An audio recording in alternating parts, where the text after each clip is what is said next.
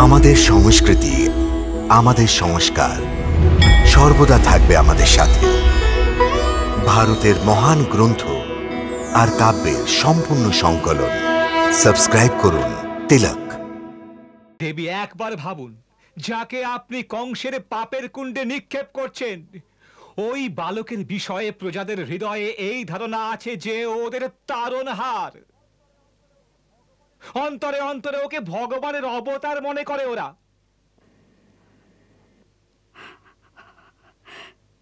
অক্রূর মশাই, কৃষ্ণ যদি ভগবান হয় তো আমাদের ওর জন্য ভয়ের কোনো আবশ্যকতা নেই। ও নিজের সুরক্ষা স্বয়ং করতে পারে। যে যখন নৌকোয় আমরা মাঝ নদীতে পৌঁছবো তখন এই নৌকো উল্টে যাবার নাটক করা যাক। কংসের সৈনিক বা গুপ্তচর তো দেখবে নিশ্চয়ই। ওই নাটক দ্বারা এই সিদ্ধ হবে যে নৌকো উল্টে যাওয়ায় কৃষ্ণের সাথে অক্রূর নদীতে ডুবে গেছে। মরবে যারা সেই দলে সবার আগে আমার নাম লিখুন। আমারও নাম মরের দলে লিখুন। আমি আর আমার পুত্র ওই বলিদানকারী দলে থাকবো। আমার নাম, আমারও নাম।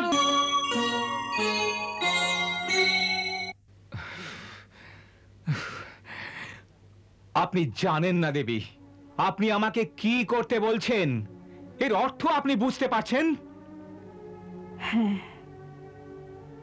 আমি জানি এর অর্থ। না দেবী, না, আপনি মোটেই বুঝছেন না। আপনি এক নির্দোষ বালককে এক কসাইয়ের হাতে তুলে দিতে বলছেন যে ওকে হত্যা করতে চায়, ওকে বধ করতে চায়। আমি জানি। তারপরেও আপনি আমায় কৃষ্ণকে মথুরায় আনার আজ্ঞা দিচ্ছেন। আমি কৃষ্ণকে কি বলবো, কি বলবো ওকে যে তোমার মাতা তোমাকে হত্যা করানোর জন্য তোমাকে মথুরাতে ডেকেছে? এত কিছু বলার আবশ্যকতাই নেই। কেবল এই বলবেন যে ওর মার আজ্ঞা এই যে ও আপনার সাথে মথুরায় আসে। যদিও প্রশ্ন করে কেন, যদিও আসতে অস্বীকার করে তো? যদিও আমার পুত্র হয় তো না প্রশ্ন করবে না অস্বীকার, কেবল মার আজ্ঞা পালন করবে।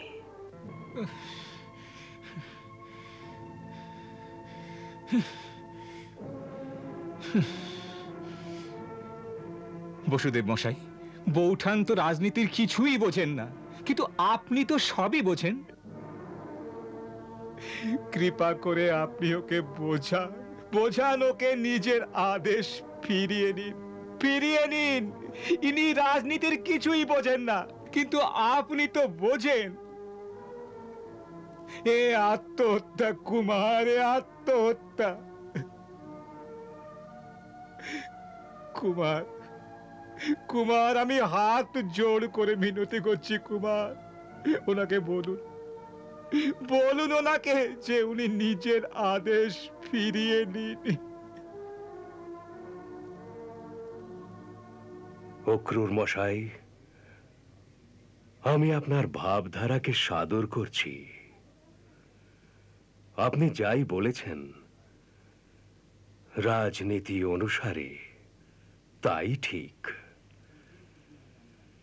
কিন্তু রাজনীতির ওপরে মানুষের নিজের ধর্মও তো আছে, আর ধর্মের মাহাত্ম্য রাজ সিংহাসনের চেয়ে অনেক বেশি।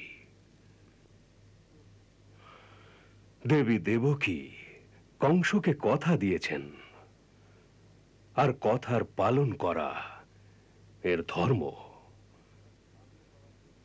আর স্বামী হওয়ার জন্যে কথা রাখায় ওকে সাহায্য করা আমার ধর্ম।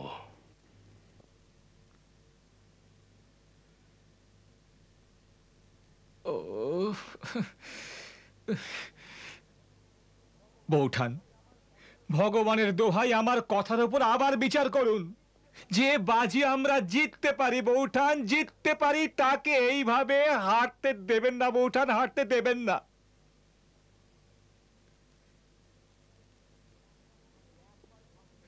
দেবী, একবার ভাবুন, যাকে আপনি কংসের পাপের কুণ্ডে নিক্ষেপ করছেন, ওই বালকের বিষয়ে প্রজাদের হৃদয়ে এই ধারণা আছে যে ওদের তারণহার।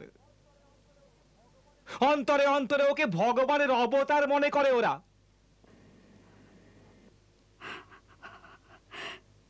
অক্রূর মশাই, কৃষ্ণ যদি ভগবান হয় তো আমাদের ওর জন্য ভয়ের কোনো আবশ্যকতা নেই। ও নিজের সুরক্ষা স্বয়ং করতে পারে। আর যদিও শুধু মানব হয়, কেবল আমার পুত্র হয়, তো এই ধর্ম সংকটের সময় যখন আমায় আমার স্বামী আর পুত্র দুজনের মধ্যে কেবল একজনকে বাঁচতে হলো, তখন এক পতিব্রতা ধর্মের পালন করার জন্যে আমি আমার স্বামীর জীবনের জন্যে আমার পুত্রের বলিদান দেওয়া স্বীকার করে নিয়েছি।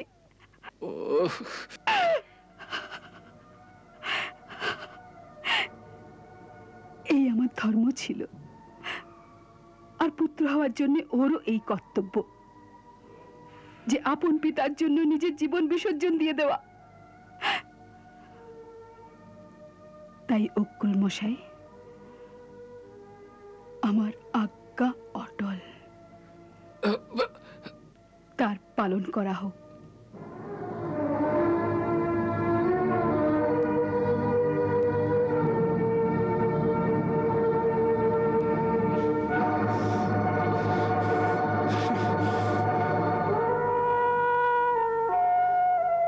আমি 1000 বার মিনতি করেছি, 1000 বার মিনতি করেছি, কিন্তু এই পতিব্রতা নারী না তার সিদ্ধান্ত বদলালেন আর না তার আজ্ঞা।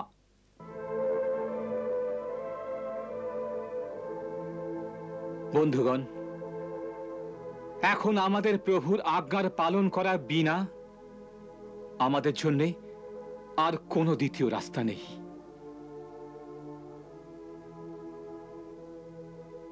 তাই আমি আপনাদের সবাইকে আজ এই গুপ্ত স্থানে ডেকেছি, যে হয়তো এখনো এই বিনাশ থেকে বাঁচার জন্য কোনো এমন উপায় আমাদের মধ্যে কারোর মনে আসে, যাতে আজ্ঞার উল্লঙ্ঘন না হয় আর আমরা আমাদের রাজকুমারের প্রাণও বাঁচাতে পারি।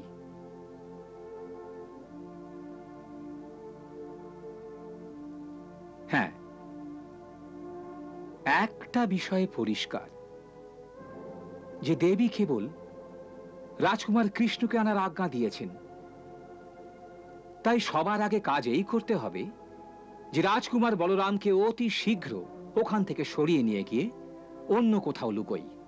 একে একে এত সহজ ভাববেন না অক্রূর মশাই। হ্যাঁ, একটা বিষয় আমার বিশ্বাস আছে, যখন আপনি গোকুলে যাবেন তখন কংস আপনার প্রতীক্ষায় চুপ করে বসে থাকবে না।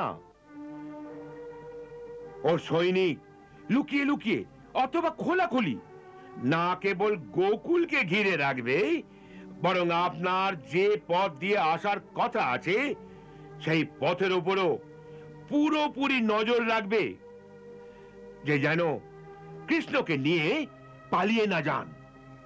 একদম ঠিক বলেছেন আপনি, একদম ঠিক।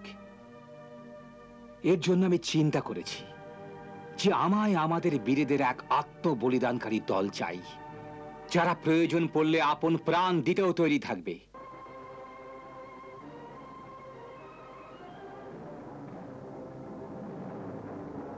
ওই আত্মবলিদানকারী দলের 3টি ভাগ হবে।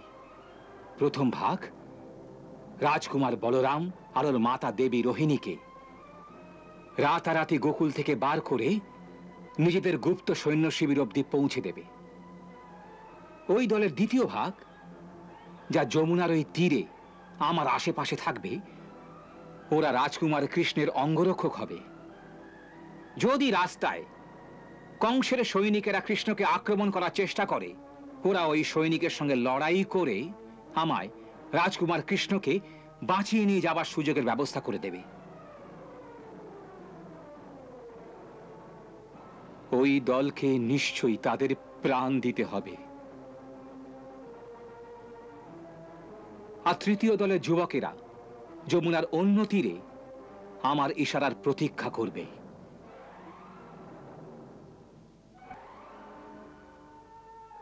আমার মাথার মধ্যে এক অদ্ভুত নাটকের যোজনা বোধ করছি। কিরকম নাটক? মথুরায় আসার জন্য আমাদের সিদ্ধঘাট থেকে নৌকো নিয়েই যমুনা পার করতে হবে। হ্যাঁ, তাই নাটক এই যে যখন নৌকোয় আমরা মাঝ নদীতে পৌঁছবো তখন এই নৌকো উল্টে যাবার নাটক করা যাক। কংসের সৈনিক বা গুপ্তচর তো দেখবে নিশ্চয়ই। ওই নাটক দ্বারা এই সিদ্ধ হবে যে নৌকো উল্টে যাওয়ায় কৃষ্ণের সাথে অক্রূর নদীতে ডুবে গেছে। কিন্তু আমাদের অঙ্গরক্ষী সাথীরা আমাদের বাঁচিয়ে নিয়ে জলের নিচ দিয়ে অন্য তীর অবধি পৌঁছে দেবে। তারপর নিশ্চিত স্থান থেকে আমরা বেশ বদল করে মথুরার বাইরে চলে যেতে পারি। বাহ, যোজনা তো ভালোই।